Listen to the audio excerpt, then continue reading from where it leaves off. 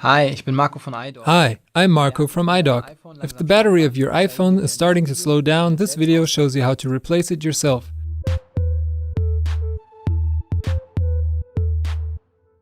This fix is hard because some parts are glued and you have to take out many different screws. You should plan about 60 to 90 minutes. We recommend the following tools: a Y-type screwdriver, a pentalobe screwdriver, and a Phillips screwdriver, a hard plastic pick, ESD tweezers, a steel spatula, a plastic spudger, and a suction cup. You also need a heat gun or a hairdryer to remove strongly glued parts. You can find the required spare part in the video info below. The most important tools come with our iDoc repair kit. On our website idoc.eu, you can find this guide with detailed photos and videos for each step. If you have any questions, just leave a comment. Now enjoy this fix. Before you start, you should have all your tools ready. Also work on a clean surface to prevent dirt from entering and scratching the iPhone. Before any repairs, you should turn off your iPhone to avoid short circuits. Now you can remove the pentalobe screws.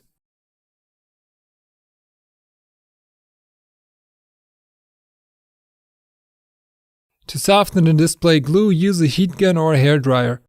The glue is around the edges of the display. Heating lets you remove the display more easily. Now take the suction cup and stick it on the display above the home button. Then pull on the suction cup while pressing a tool into the gap between the display and the frame. Once you've stuck the pick between the glass and the back cover edge, you can run the pick all around the frame. This slowly unglues the display. Make sure not to stick the pick too far into the device when removing the display. Be extra careful not to damage the display connection cables. If the display of your iPhone is badly cracked, you should tape it. Take a strip of packing tape and paste it directly onto the splintered display. This gives the suction cup better hold. Once the glue is removed all around, you can open the display. Don't unfold the display more than 180 degrees, otherwise the cables could be overstrained. You can also lean the display against an object. Make sure that your iPhone does not slip away. Now, loosen the 4 Phillips screws of the bracket. Always pay attention to the size and type of the screws. Make sure not to mix them up. Using the wrong screws can damage your phone. We recommend using our iDoc magnetic pad to store the screws. Under the metal plate is the battery connector. You should always disconnect this first. We recommend a plastic spudger to unplug connectors. A plastic tool avoids short circuits. As long as the battery is still connected, the device has power. Wrongly connected display connectors may cause a short circuit. This can also damage your backlight. So always disconnect your battery to be safe. Now you can disconnect the cables of the display and the home button. Pull off the connectors as evenly as possible. Be careful not to bend the connectors and damage other parts of the logic board. Now remove the second bracket. It's secured with 3 screws.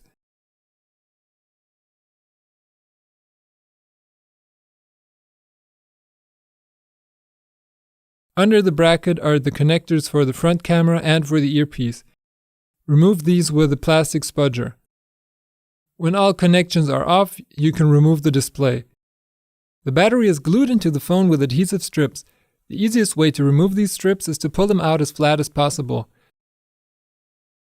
If a strip rips, you may need to pry out the battery and risk damaging other components. That's why we recommend removing all neighboring parts, such as the TAPTIC engine. This makes it easier and safer to replace the battery. Remove the screws of the rear camera bracket and take it off.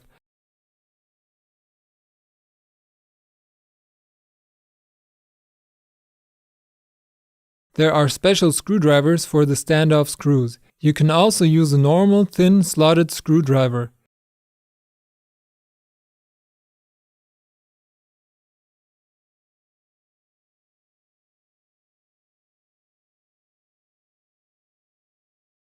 Carefully pry off the camera connector with a spudger. To remove the camera, pry it out slowly around the edges. Now you can remove the camera. Then disconnect the volume cable. First unscrew the bracket and take out the screws. Put everything in the same box of your magnetic pad. Then disconnect the volume cable from the logic board. Bend it up a bit so it doesn't get in the way when you remove the logic board. Now remove the plastic cover over the logic board. First remove its screws. One of the screws is screwed sideways into the back cover. Now remove the plastic cover. Under it there are some more screws that hold a kind of connection piece. Unscrew these screws. And also take out the connection piece. Next, remove the Phillips screws securing the Wi-Fi antenna.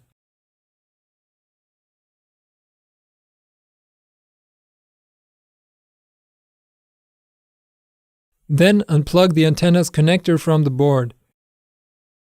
The antenna is slightly glued on. Slide a spatula under the cable to carefully get it off. The glue is easier to loosen with hot air. Now take out the antenna. You still have to remove the SIM card holder to remove the logic board. Insert the SIM tool or a paper clip into the small hole. Now use a spudger to carefully unplug the 3 connectors on the logic board. They connect the charging coil, the lightning connector, and the TAPTIC engine to the logic board. Now unscrew the Phillips and standoff screws on the logic board. Again, be careful because they're not the same length. One of the screws has a sticker on it, so first pull off this foam sticker. There is a special screwdriver with a centering pin for the standoff screws with the hole inside, but you can also use a thin slotted screwdriver. Sort the screws to prevent mixing them up. Now you can carefully remove the logic board. Next to the eyesight camera hole, there's a plastic holder for a screw. This holder is on top of the logic board. Make sure the 3 connectors don't get snagged on the logic board. Remove the Y-type screw and the 2 Phillips screws of the bracket plate. Then remove the bracket.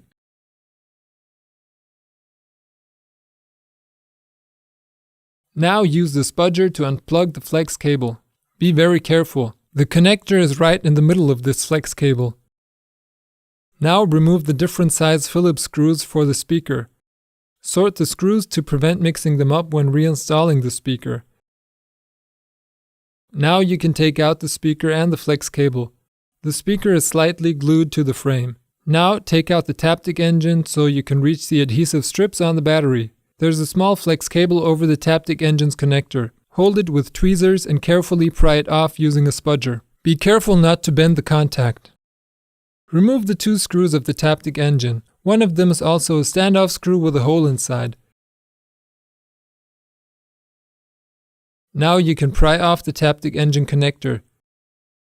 The other side of the TAPTIC engine is covered by a bracket. Slide out the TAPTIC engine and remove it. Now the battery is free and you can unglue it and take it out. The battery is glued in with 4 adhesive strips. These strips have black tabs to pull them out. Use a pair of tweezers or a spatula to loosen the black tabs. Now you have to pull out the strips very slowly. Keep the strips as flat as possible and level with the iPhone. Be careful not to damage any components when pulling.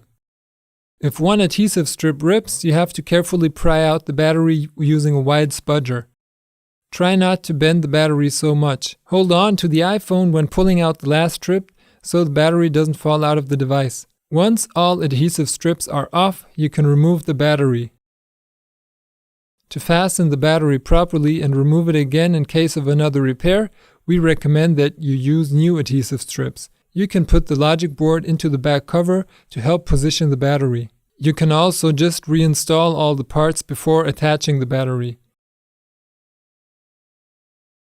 Make sure the battery connector is directly over its socket on the logic board.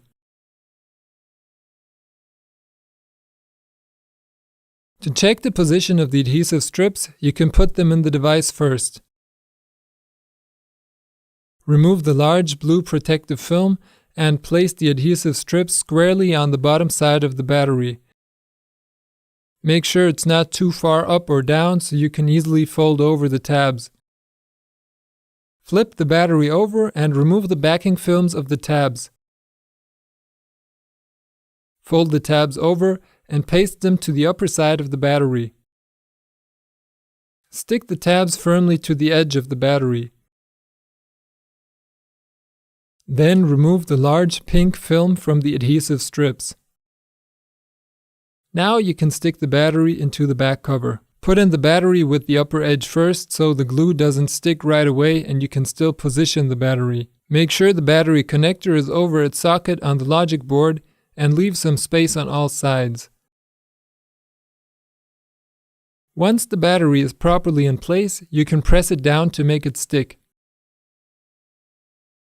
Take out the logic board again. Now you can reinstall all the parts. First, put the TAPTIC engine back into the device. Make sure that its screw hole slides back under that bracket. Plug in the connector and screw in the TAPTIC engine.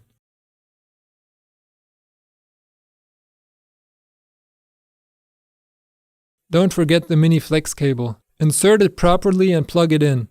When the connector engages with a light click, you know it's plugged in. Put the speaker back in its place and push it down to make it slide into its holder. Make sure the flex cable is positioned right between the battery and the speaker. Now you can fasten the battery with the Phillips screws and plug it in. Don't forget to screw in the bracket for the connector. Put the logic board back in its place. Attention! The small plastic holder has to be on top of the board. Reinstall the logic board using the various screws.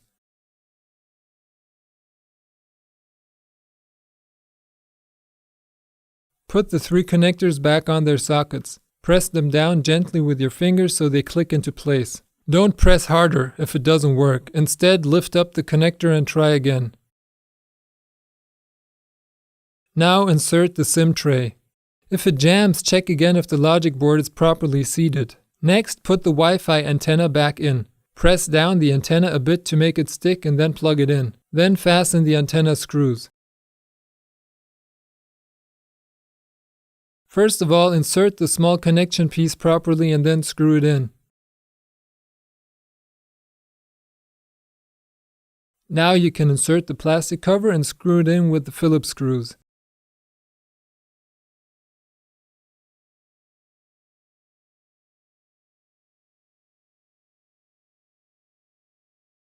Then reconnect the volume cable connector. Don't forget to attach its bracket with the Phillips screws.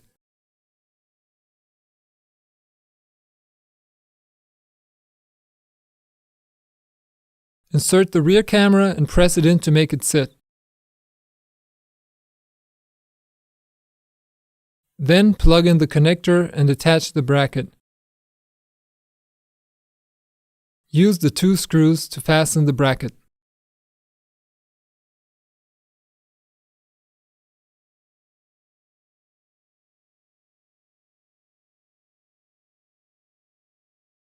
We also recommend using a new display sticker to restore the iPhone's protection against dust and spray water. First, remove all old glue residue so the new glue will stick properly. However, note that the iPhone is not 100% water protected. Make sure the frame sticker is aligned correctly before pasting it on. Look at the corners to see which edges face up or down. Then position the film flush on the device and lightly press it down. Paste down the glue all around. Now you can also remove the second protective film layer. Check again if the frame sticker is positioned correctly and press it down again if necessary. Lift the tab and slowly pull off the last part of the protective film.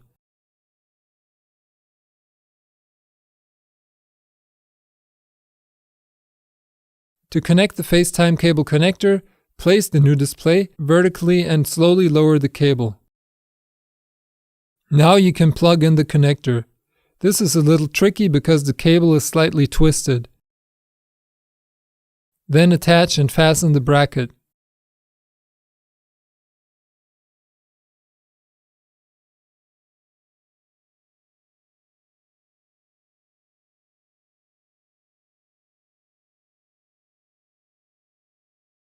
Now connect the cables for the display and home button.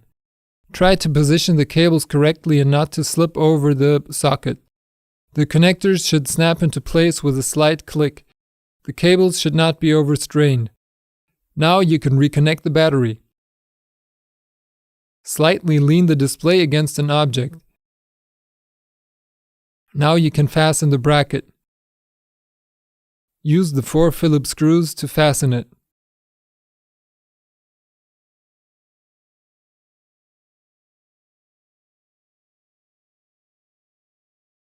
Then slowly fold the display down and close it. Make sure the display is positioned correctly before you press it down.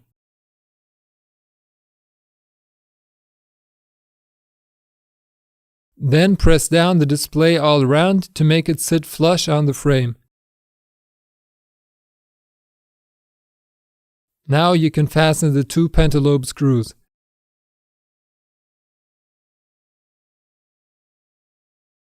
The battery of your iPhone is fixed now. I hope you had lots of fun. You're welcome to write any questions, suggestions and hints in the comment section. We are always happy to help you out. If you like the video, subscribe and give us a thumbs up. See you next time.